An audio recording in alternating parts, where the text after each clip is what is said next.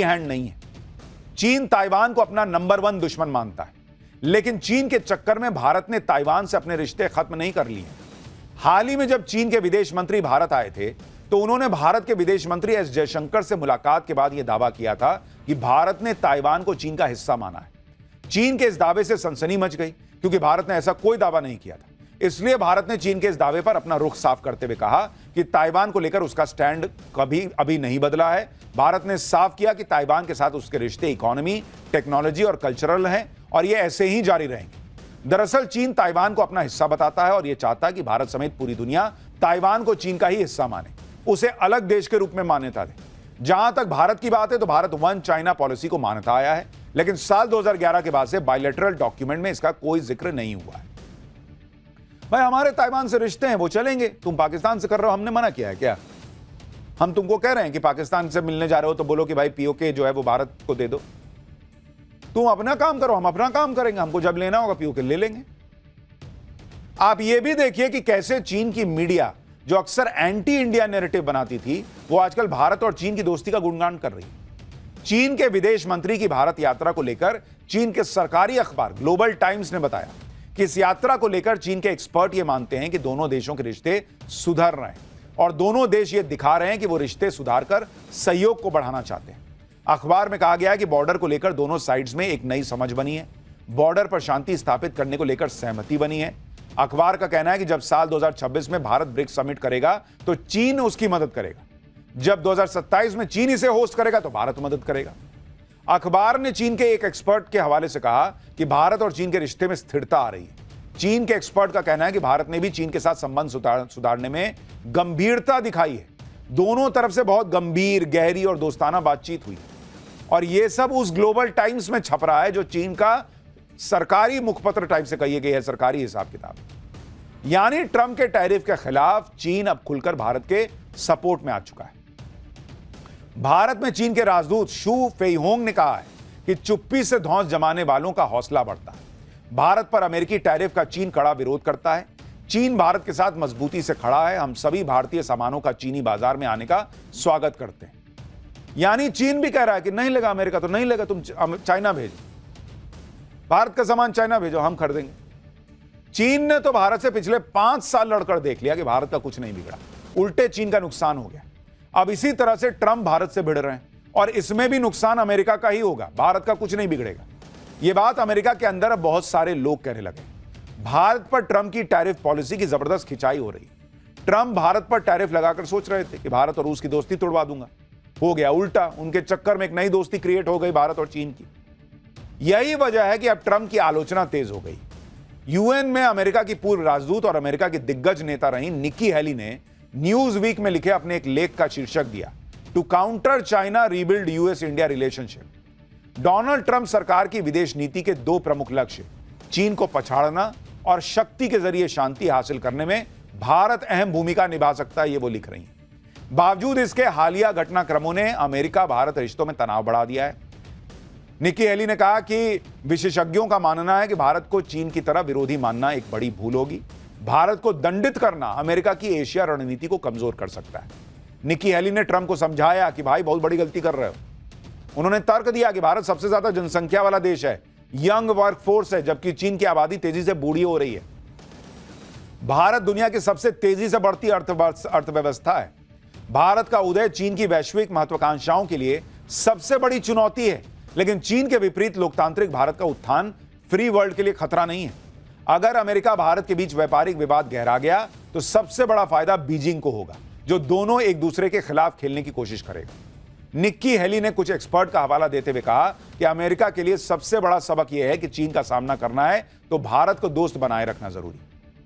और ऐसा पहली बार नहीं कि जब निक्की हेली ने ट्रंप को चेताया है, इससे पहले भी वो बार बार कह रही है कि भैया ट्रंप भारत से रिश्ते सुधारो।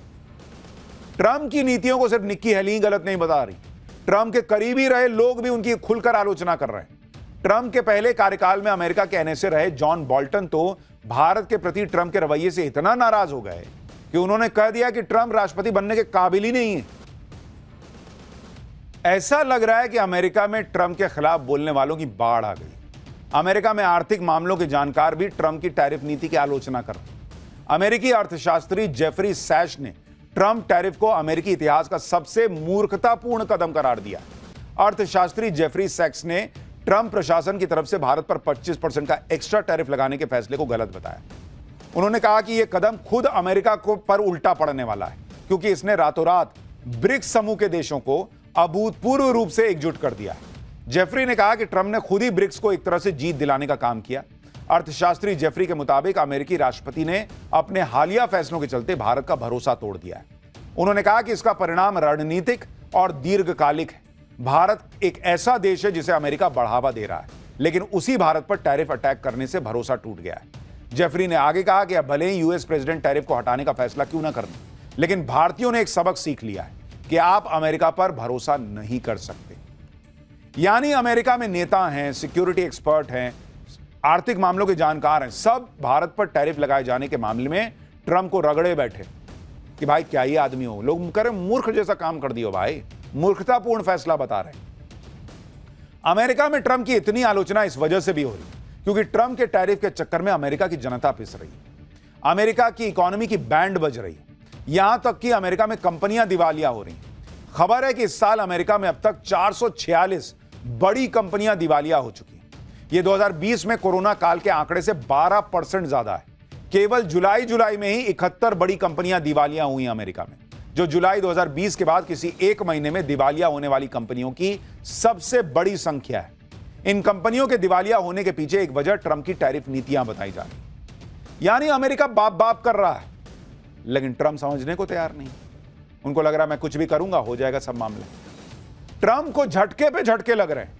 वो भारत रूस की दोस्ती तोड़वा रहे थे, वो तो हुआ नहीं। वो अमेरिकी कंपनियों पर दबाव डाल रहे थे कि भारत में जाके प्रोडक्शन ना बढ़ाओ, वो दाव भी बेअसर साबित हो रहा है। जैसे ट्रंप आईफोन बनाने वाली कंपनी एप्पल को धमका नहीं रहे थे, भारत में जाके प्रोडक्शन मत करो नहीं तो ये कर दूंगा वो कर दूंगा, लेकिन ट्रंप की धमकी काम नहीं आई। ऐसी रिपोर्ट है कि एप्पल आईफोन 17 के सभी मॉडल भारत में बनाएगा और उसे अमेरिका में निर्यात करेगा।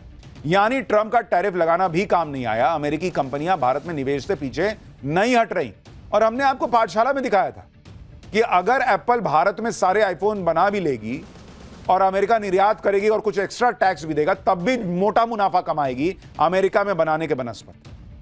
तो वही एप्पल को दिख रहा है, उसने कहा हम पूरा आईफोन 17 भारत में बनाएंगे। और ये चीन के लिए भी झटका है, वहां भी नहीं बना रहा है, भारत में बना रहा है, फिर भी चीन दोस्ती कर रहा है। ट्रंप को समझ में नहीं आ रहा।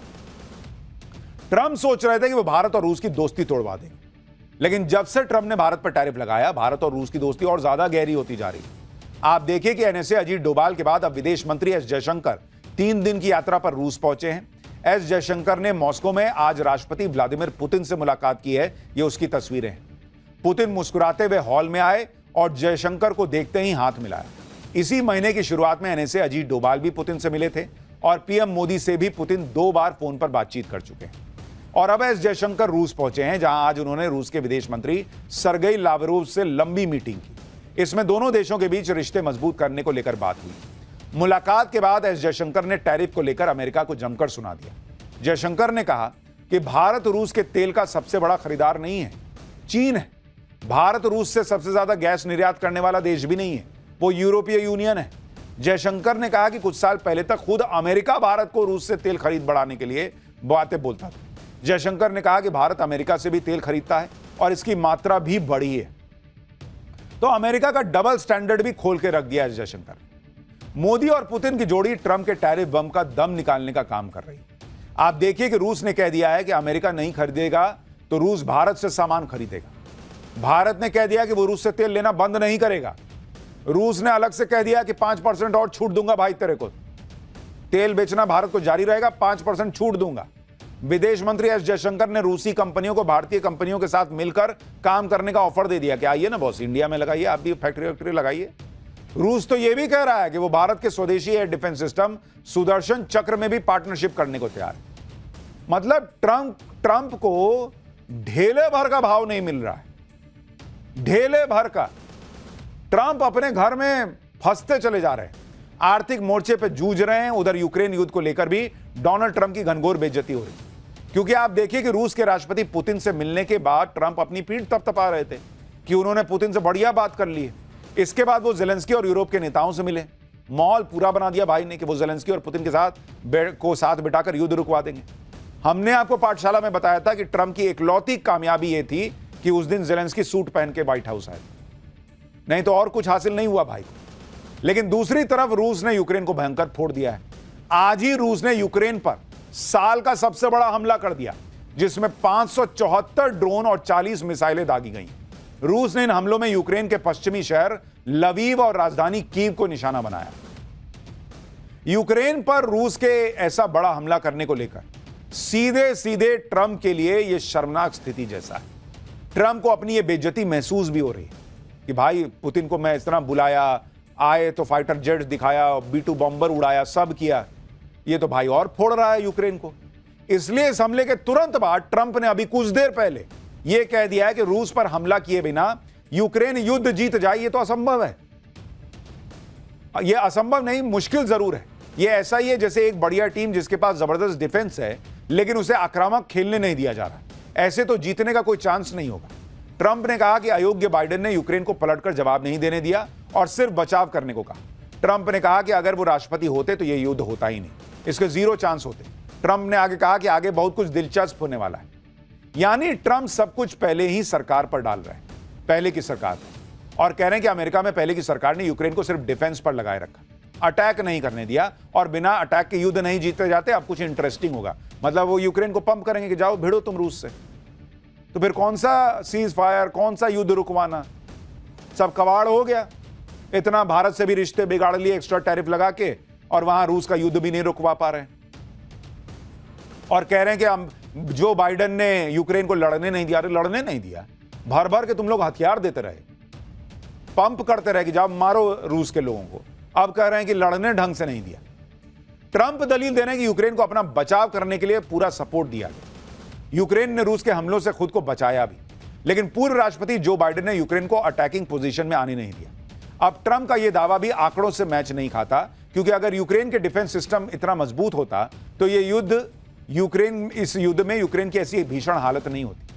2022 से अब तक यूक्रेन करीब 70,000 सैनिकों को गंवा चुका है, 1 लाख से ज्यादा घायल हुए हैं, जबकि यूक्रेन के पास सिर्फ 5 लाख की एक्टिव सेना है। इसके अलावा यूक्रेन को करीब 15 लाख करोड़ का नुकसान हो चुका है, और हैरानी की बात यह है कि यूक्रेन की जीडीपी 16.5 लाख करोड़, जिसमें से अकेले हाउस